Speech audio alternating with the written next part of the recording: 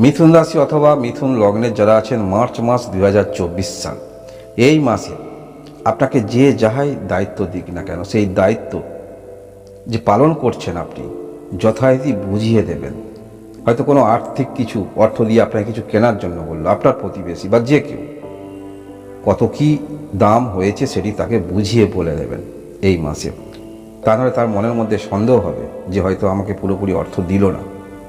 এবং এই মাসে আপনারা যারা কোনো রকম অন্যের আন্ডারে কাজ করছিলেন, তার এখতিয়ারে কাজ করছিলেন, সেই কাজ আপনি জানেন, দীর্ঘদিন ধরে ভাবছেন নিজে করবেন, তাই এই মাসে আসুন না, করুন না। এই মাসটা কিন্তু আপনাদের ভালো বলা যেতে পারে। আপনি এখান থেকে বেরিয়ে নিজে করতে পারবেন, সেটি বলা যেতে পারে। চিন্তাভাবনা এরকম থাকছে, মন মানসিকতা এরকমই থাকছে।